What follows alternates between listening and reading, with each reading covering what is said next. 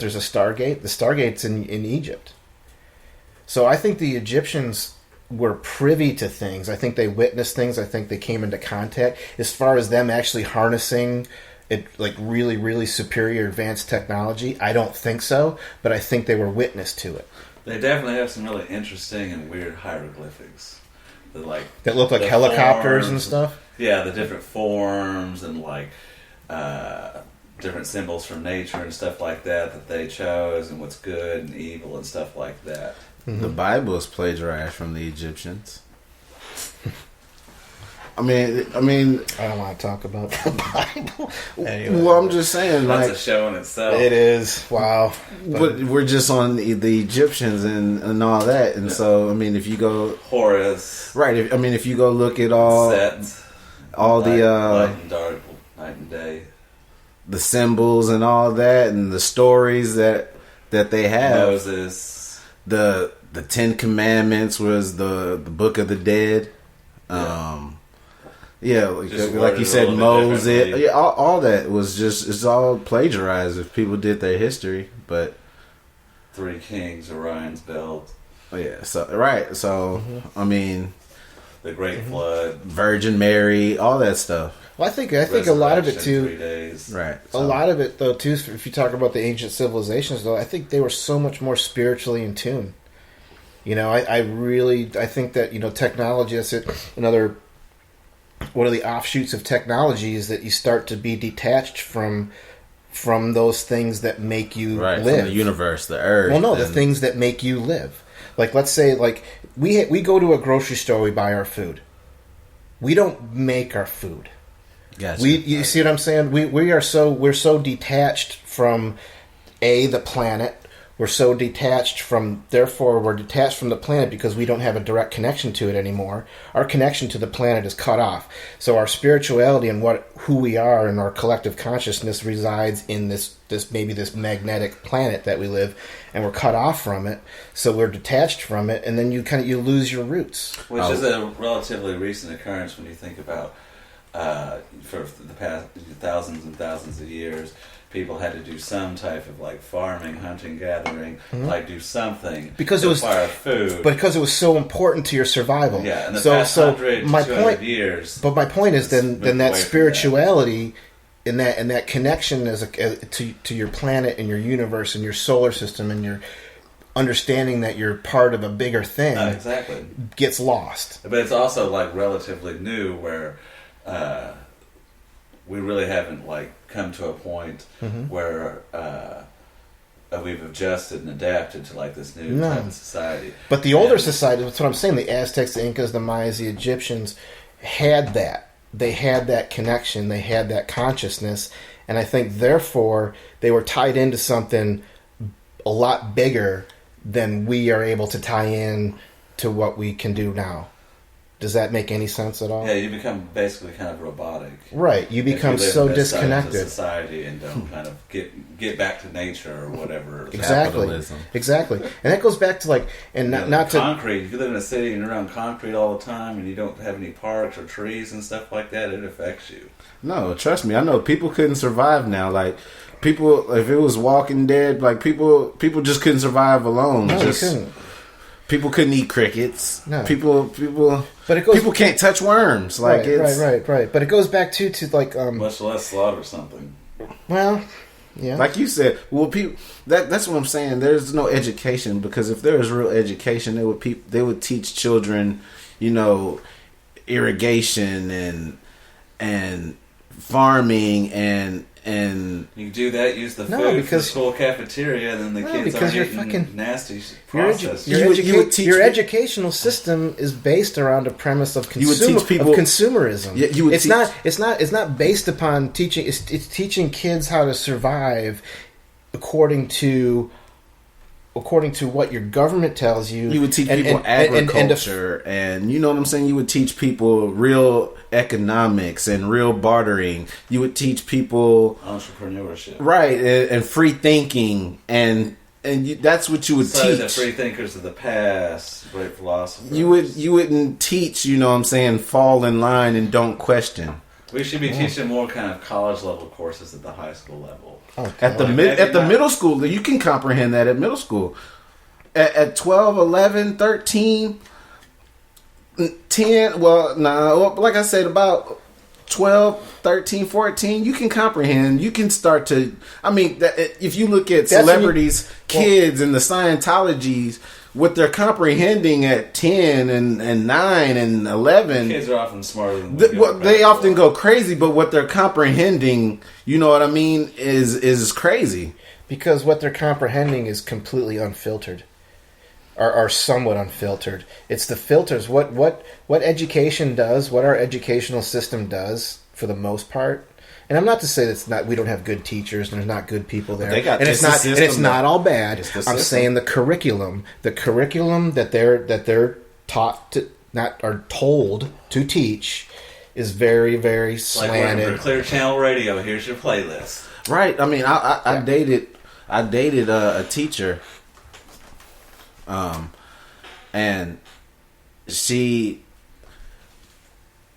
I made her quit her job because I just went at her because tore up the educational process. Well, yeah, because I would, at night I would make fun of her because she couldn't teach what she wanted. Do they still? Since she was 5, dude. If my kid, let's say heaven forbid that I ever had kids, right?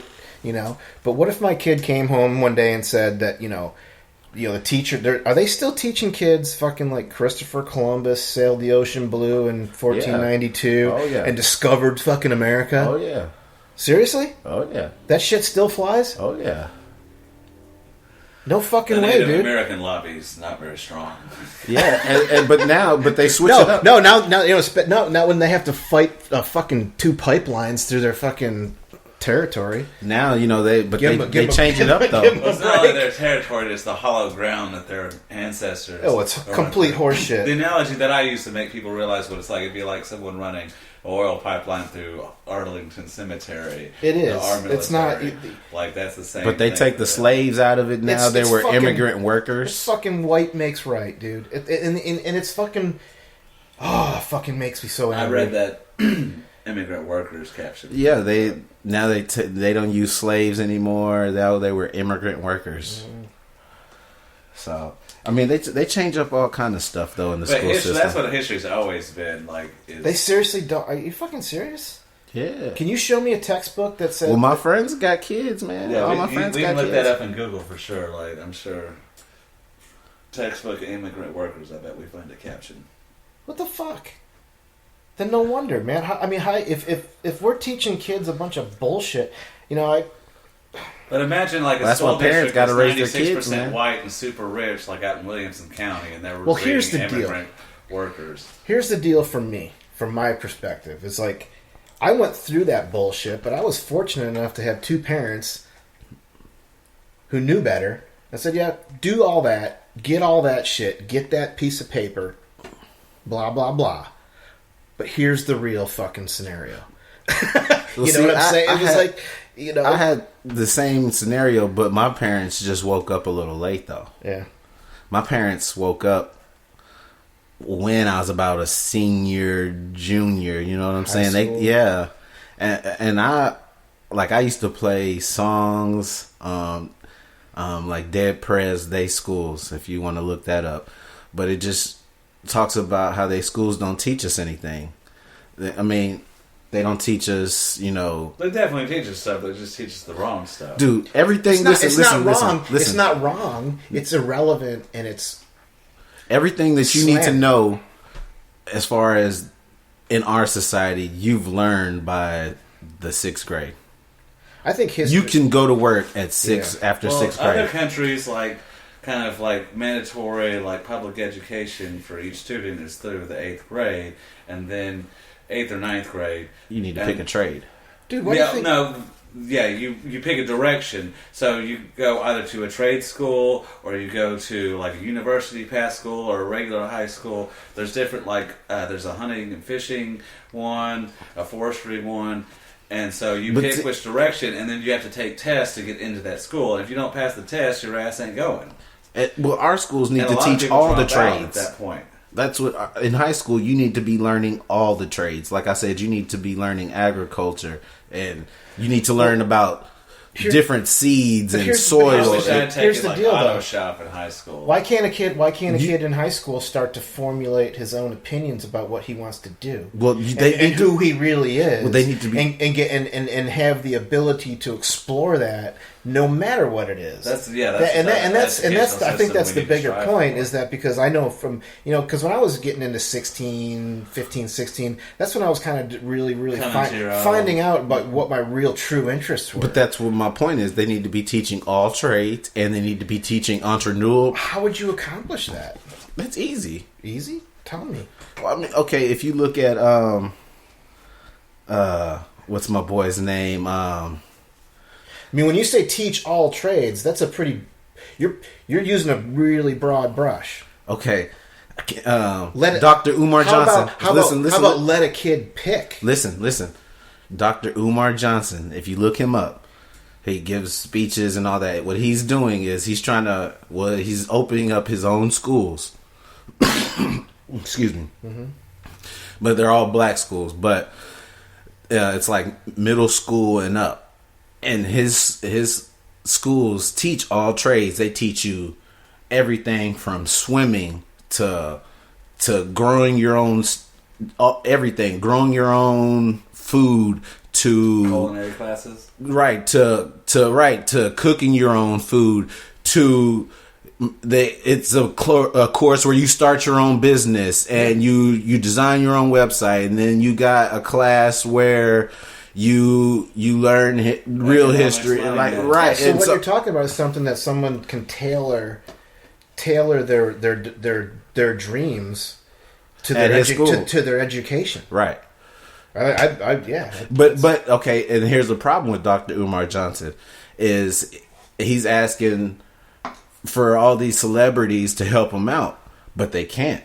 He's friends with all these celebrities. He goes and talks and visits, and he has them as guest appearances when they can, but they can't do nothing. He sits there and begs. If you go look it up, he sits there and begs and says, "Please help me." Look, Jay-Z, Kobe Bryant, Magic Johnson, everybody, help me out. Send me some money. He says, and then he'll say, "I know you can't. I know you're under contract, and I know you're." What do you mean they can't?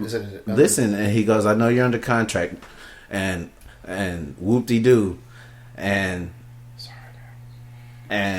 he says, "Well, try funnel the money, send it through, and send it through this agency or send it through this guy, and send it through." If you really watch Dr. Umar Johnson, he is. So is it they can't send him money because whatever their contract because of his cause, or because it would hurt their image and possibly their endorsements, right, or income. Okay, like when you're a celebrity like that, your agent tells you where you can go. For instance, Dave Chappelle is friends with all the celebrities, right? Everybody knows it, right? Okay, and when he threw his little party, he invited everybody, right? Everybody said they were coming.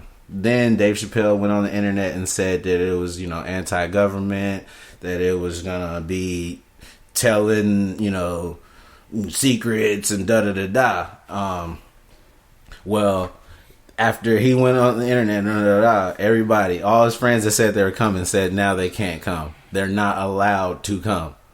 All the basketball players, all the actors, all the comedians, everybody could not come because of the cause. So these people have just basically sold their whole fucking soul, exactly, conscious, to a fucking bullshit system.